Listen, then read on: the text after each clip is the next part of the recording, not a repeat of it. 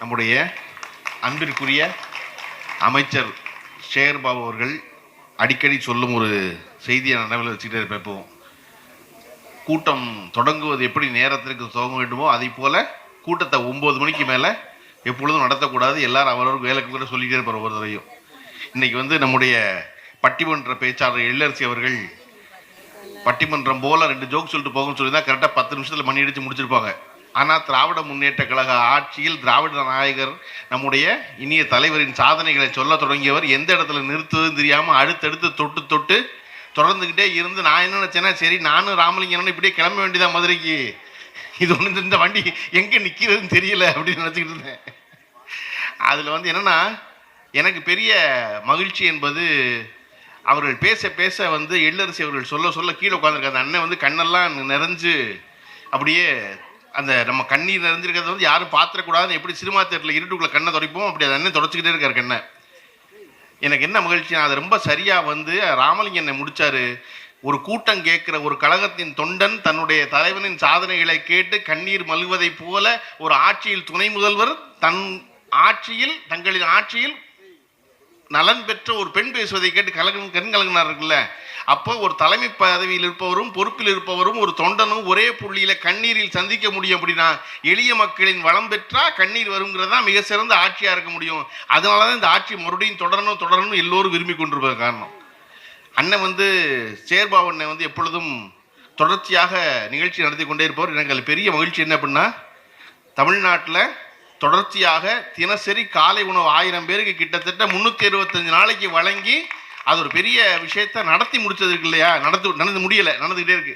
அப்படிங்கும்போது அவ்வளோ பெரிய வேலையை செய்வது என்பது ஒரு தொடர்ச்சியான பெரும் உழைப்பு. காரணம் அந்த உழைப்பை தலைவரிடமிருந்து பெற்றுக்கொண்டேன் அவர் ஒரு சொல்லிக்கொண்டே இருப்பது.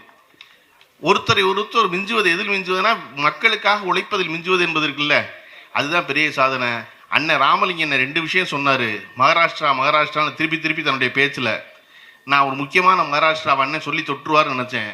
என்ன அப்படின்னா, சரியாக 6 ஆண்டுகளுக்கு முன்னாடி 5 ஆண்டுகளுக்கு முன்னாடி நம்முடைய தலைவர் அவர்கள் தமிழ்நாட்டின் முதல்வர் ஆவாரான்னு கேட்கும் பொழுது நாங்கள் 9 கட்டமும் எட்டி பார்த்துட்டோம், ஸ்டாலினுக்கு முதலமைச்சராகிற கட்டமே இல்லைன்னு சொல்லிக்கிட்டு இருந்த வாயெல்லாம் 5 வருஷம் கழிச்சு மகாராஷ்டிராவில் ஒரு வாய் சொன்னதை பார்க்கணும். யாருன்னா உத்தவ் தாக்கரே ஒருத்தர் சொன்னார், இந்தியாவிற்கு தலைமை தாங்குகிற தகுதி யாருக்கு இருக்கிறதுனா தமிழ்நாட்டின் முதல்வர் ஸ்டாலினுக்கு இருக்கிறதுனாரு.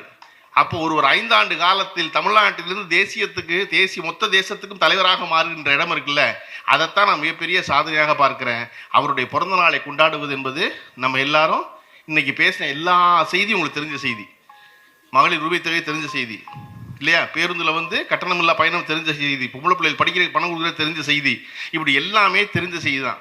ஆனால் அது எப்படின்னா, ஒரு திருமணத்தை நடத்தும் போது எல்லாரும் திட்டமிடுவோம். அப்பா ஒன்று சொல்லுவாங்க, அம்மா ஒன்று சொல்லுவாங்க, அக்கா ஒன்று சொல்லுவாங்க, மாமா ஒன்று சொல்லுவார், அத்தை ஒன்று சொல்லுவாங்க, சித்தப்பா ஒன்று சொல்லுவாங்க.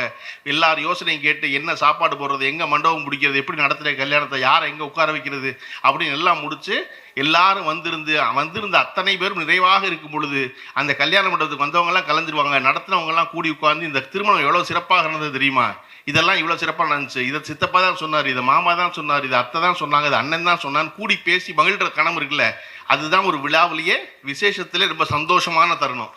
முடிச்சதுக்கப்புறம் உட்காந்து பேசுறது. எதுக்காக உட்காந்து பேசுகிறோம், அதான் முடிஞ்சிருச்சு சிறப்பாக. ஏன் பேசுகிறோம் அப்படின்னா, அடுத்து ஒரு விசேஷம் நடக்க போகிறது இதை விட சிறப்பாக நடக்கணும்னா இப்போ என்னெல்லாம் சிறப்பாக நடந்துன்னு பேசணும். அப்படி ஒரு திருமண விழாவில் கூடி பேசுவதை போல ஆட்சியினுடைய நிறைவில் இருக்கும்போது திராவிட முன்னேற்ற கழகம் தொடர்ந்து கூட்டங்கள் போட்டு இந்த ஆட்சி எவ்வளோ சிறப்பாக நடந்துன்னு பேசுவது என்பது ஒரு விழாவின் இறுதி நேரத்தில் பேசுவதை போல. எதற்கு? அடுத்த 5 ஆண்டுகள் இதை விடவும் சிறப்பாக இருக்கணும்னா, இதை விட மேலும் நல்லதாக இருக்கணும்னா, அதன் துவக்கமாகத்தான் நம்முடைய முதல்வர் அவர்கள் 1000 ரூபாயை 2000 ரூபாய் ஆக்கியிருக்காரு. ஏன்னா இதை விட சிறப்பாக இருக்கணும் அடுத்த 5 வருஷம் அப்படின்னு இல்லையா. அப்போ நான் எதை பெரிய சிறந்ததாக பார்க்குறேன் அப்படின்னா, சமீபத்தில் பத்திரிகையாளர் சந்திப்பில் என்னை கேட்டாங்க, இந்த முதல்வருடைய ஆட்சிக்கு நீங்கள் எவ்வளோ மதிப்பெண் வழங்குவீங்கன்னு. நான் சொன்னேன் 10க்கு 10 வழங்க வேணாம், 10க்கு 10 வழங்குவேன். ஏன் தெரியுமா, இந்தியாவில் எல்லா மாநிலங்களிலும் திட்டம் வெறுமன பேப்பரில் இருக்க ஒரு திட்டம், பெண்களுக்கான கர்ப்பவாய் தடுப்பு கர்ப்பவாய் புற்றுநோய் இருக்குல்ல, அதனுடைய தடுப்பூசி போடுற திட்டம் பேப்பரில் இருக்குது. அதை முதல்ல செயல்படுத்தி 36 கோடி ரூபாய் ஒதுக்கி துவங்கிய மாநிலம் தமிழ்நாடு தான். அது யாருக்கு போடுறது? 14 வயசு பொம்பளை பிள்ளைகளுக்கு போடுறது. ஒரு பெண் பெரிய பெண்ணானோன்னா 12 வயசுலேருந்து 14 வயசுக்குள்ள பொம்பளை பிள்ளைக்கு போடுற ஊசி அது. அந்த ஊசி போடுற பிள்ளை இருக்கு இல்லையா, யாருக்கு ஊசி போட்டாங்களோ அந்த பிள்ளைக்கு இந்த வருஷம் ஓட்டு கிடையாது, அந்த பிள்ளை ஓட்டு போட வராது. அதில் பாதி புள்ள அடுத்த தேர்தலையும் ஓட்டு போட வராது. அப்போ ஒரு தலைவருடைய திட்டம் என்பது, ஒரு முதலமைச்சருடைய திட்டம் என்பது எப்படி இருக்கணும் அப்படின்னா, வெறும் ஓட்டுக்காக இல்லாமல் என் தமிழ்நாட்டில் கர்ப்பவாய் புற்றுநோயே இல்லாத பொம்பளை பிள்ளை இருக்கணும்னு சொல்கிறதுக்கு இல்லையா, அது எப்போ தெரியும்னா 30 ஆண்டு காலம் கழித்து தெரியும். 30 ஆண்டு காலம் கழித்து அப்படி ஒரு ஆளே இருக்காதீங்க.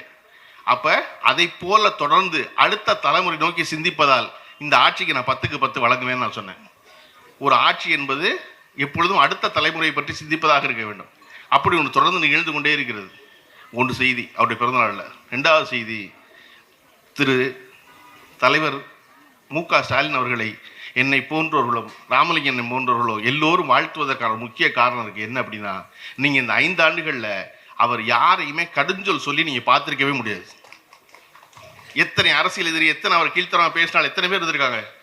நீங்கள் திராவிட முன்னேற்ற கழகத்து கட்சியில் யாருக்கா உடம்பு சரியில்லைன்னா கூட அடுத்த நாள் தான் வந்து பார்ப்பார் தலைவர். எதிர்கட்சியில் உடம்பு சரியில்லைன்னா அன்னைக்கே போய் பார்ப்பார். ஏன்னா இவெல்லாம் நம்மளை ரொம்ப திட்டினவன் இல்லையா, அவெல்லாம் நல்லா இருந்துடட்டும், அவன் ரொம்ப முக்கியம், இவெல்லாம் இருக்கணும், இருந்தால் தான் இவரிடம் பாராட்டு பெறும் ஆட்சியாக என் ஆட்சி இருக்குன்னு சொன்னார் இல்லையா. அப்படி அவர் போய் பார்க்குறலாம் பார்த்தீங்கன்னா ரொம்ப கடுமையாக திட்டவங்க. அவர்கள் இப்பெல்லாம் சிறப்பாக இருக்கணும். நான் வந்து எந்த இடத்துல வந்து நாம் எல்லோருக்கும் இல்லாத ஒரு துன்பம் நம்முடைய தலைவருக்கு இருக்குது. என்ன அப்படின்னா, தனக்கு தலைவராக இருந்த தந்தையை மிஞ்சுவது. எப்போ பார்த்தாலும் ஒப்பிட்டு பார்த்துக்கிட்டே இருப்பான். கலைஞர் இருந்தால் என்ன செஞ்சிருப்பார் தெரியுமா, கலைஞர் எப்படி சொல்லுவார் தெரியுமா, கலைஞர் என்ன செய்வார் தெரியுமான்னு. இந்த 5 ஆண்டுகளில் வென்றிருக்கிறார் என்பதை உங்கள் முடிவு கொடுக்குறேன். நான் என்ன சொல்லுவேன்னா, அவர் கலைஞரை தாண்டி அண்ணாவை தொடுகிறார்னு நான் நம்புவேன். ஏன்னா திராவிட முன்னேற்ற கழகத்தில் ஒரு பொழுதும் கடுஞ்சொல் சொல்லாத, எல்லா விமர்சனம் ஏற்றுக்கொண்டு எல்லோரும் நல்லவே பெற்ற ஒரு தலைவர் உண்டுன்னா அது வந்து அறிஞர் அண்ணா தான். அண்ணா யாரையுமே திட்டமாட்டார். அண்ணாவை எவ்வளோ திட்டாலும் திட்டமாட்டார்.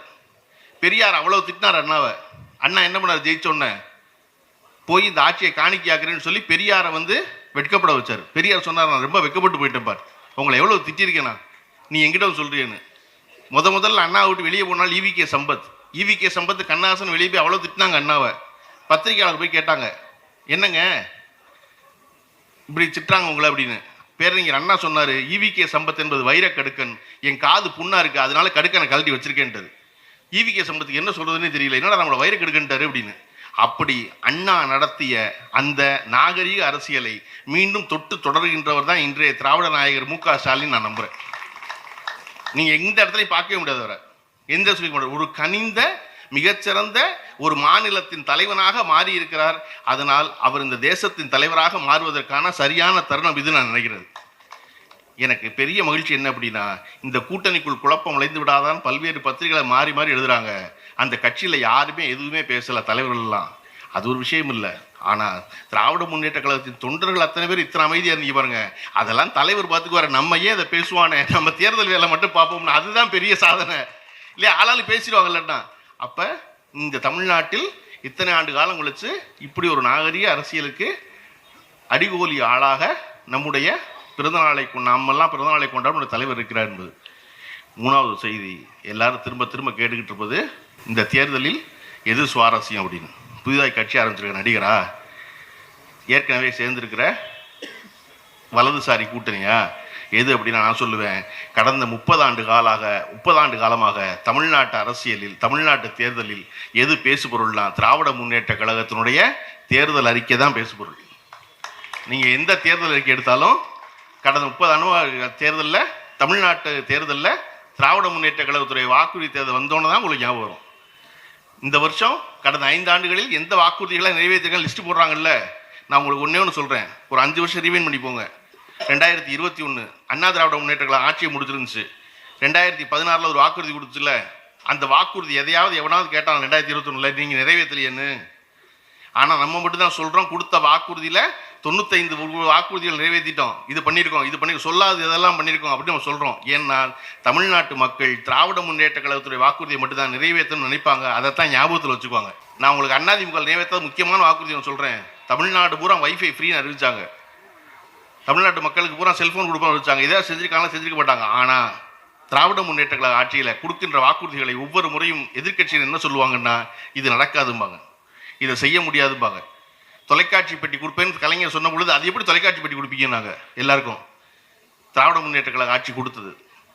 எல்லாருக்கும் எப்படி கேஸ் அடுப்பு கொடுப்பீங்கன்னு கேட்டாங்க. கொடுத்தது. அதில் உச்சக்கட்ட காமெடி என்னன்னா, எல்லோருக்கும் 1000 ரூபாய் கொடுக்கும்போது எப்படி கொடுக்கவே முடியாது தமிழ் இந்தியாவுக்கு அத்தனை பேர் சொன்னான். ஆனால் 2021 தேர்தலுக்கு அப்புறம் இந்தியாவில் எந்த மாநிலத்தில் தேர்தல் நடந்தாலும் முதல் வாக்குறுதி என்னன்னா, பெண்களுக்கான உரிமை தொகை கொடுப்போம்னு சொல்லி தான் தேர்தலே சந்திச்சிருக்காங்க தடவை. அப்போ அதை போல இந்த தேர்தல் அறிக்கையும் தமிழ்நாட்டின் சுவாரஸ்யமாக பேசுபொருளாக மாறுகிற நேரத்தில் இந்த ஆட்சி தொடர்ந்து அடுத்த 5 ஆண்டுகள் மட்டுமல்ல, அதற்கு அடுத்த 5 ஆண்டுகளும் தொடர வேண்டும் என்று தான் என்னை போன்றோர் நினைக்கிறோம். காரணம், நம்ம அடைந்திருக்கிற வளர்ச்சி அத்தகைய வளர்ச்சி. அதுக்கு புரியாமல் ஒருத்தன் கடன் வாங்கியிருக்கீங்களேம்மா. உலகத்தில் கடன் வாங்காத ஒரு நாடே கிடையாது. எல்லா நாடு கடன் வாங்குது. வாங்கிய கடனை எந்த வகையில் செலவழிக்கிறோம்னு தான் ஒரு தலைமுறை. இந்த 5 ஆண்டு காலத்தில் பெண்களுக்கு நிறைவேறிய திட்டங்கள் எப்போ மாறும், எப்போ தெரியும் அப்படின்னா, தமிழ்நாட்டு குடும்பங்களின் வாழ்வில் இன்னொரு 10 ஆண்டு காலம் கழித்து தெரியும். நான் ஒன்று சொல்கிறேன் கேளுங்க. ஆம்பளை பிள்ளை பெற்று வச்சு கல்யாண வயசில் வச்சுருந்தீங்கன்னா சீக்கிரம் ஆம்பளை பிள்ளையை கல்யாணம் பண்ணிடுங்க. 5 வருஷம் கழிச்சு இந்த பிள்ளைய அந்த பயிரில் கல்யாணம் பண்ணாது. காரணம், புள்ள பூரா அதை விட பிரமாதமாக படித்து அதை விட சம்பாதிக்க போகுது. தமிழ்நாட்டில் பய பூரா தடுமாற போகிறான் பொண்ணு அடைக்காமல். இது நடக்கும். ஏன்னா பொம்பளை பிள்ளை படிச்சிடும், பொம்பளை பிள்ளை வீட்டை விட்டு வெளியே கிளம்பிடும், மாநிலத்துக்கு வெளியே போயிடும், பொம்பளை பிள்ளை சம்பாதிச்சிடும். ஆணோட கூட சம்பாதிக்கும் போது எப்படி 20 ஆண்டுகளுக்கு முன்னாடி சமூகத்தில் ஒரு பெண் என்பவள் ஆணை விட குறைச்சி படிச்சிருந்தா போதும் நினைச்சாங்களோ, அந்த நிலையை ஆணுக்கு ஏற்பட்டுவிடும். அது தெரிஞ்சதுனால தான் நம்முடைய முதல்வர் பெண்ணுக்கு புதுமைப்பித்தன் திட்டம்னா அது சமமாக ஆணுக்கு இருக்கணுங்கிறக்காக அவசரமாக அதை நான் முதல்வரும் திருப்பி அவருக்கு அறிவிச்சது. பயலையும் படிக்க வச்சிடணும். பய ரொம்ப முக்கியம். ஏன்னா எல்லாம் பைக் ஓட்டிட்டு இப்படியே தெரியுமா, வெறும் டெலிவரி பாயாவே போயிடக்கூடாதவன் இல்லையா? அதனால அவனை படிக்க வைக்கிறது ரொம்ப முக்கியம், அவனு படிச்சிட முக்கியம். இப்படி எல்லோரையும் ஒன்றிணைத்த ஒரு வளர்ச்சி என்பது, ஒரு மாநிலம் தொடர்ந்து சிந்திக்கிற ஒரு முதல்வர் அமைவது என்பது பெரிய வரம். அப்படி ஒரு வாய்ப்பு அமைந்திருக்கிறது. அவரை போலவே தொடர்ந்து சிந்திக்கிற எளிய மனிதர்களை பற்றி யோசிக்கிற ஒரு துணை முதல்வர். இவர்கள் இருவரின் கரங்களை வலுப்படுத்த வேண்டும் என்பதற்காக அசராமல் ஓடிக்கொண்டே இருக்கும் அமைச்சர் பெருமக்கள் கட்சியினரும். இப்படி ஒரு கட்சி இருக்கும் பொழுது இந்த மாநிலம் இதைவிடவும் வேகமாக முன்னேற முடியும். இந்த ஆட்சி தொடர வேண்டும் என்று எல்லோரும் விரும்புகிறோம், நீங்களும் விரும்புவீர்கள். அதனால் வெல்வோம் 200, படைப்போம் வரலாறு என்று சொல்லி விடைபெற்று நன்றி சொல்கிறேன். நன்றி, வணக்கம்.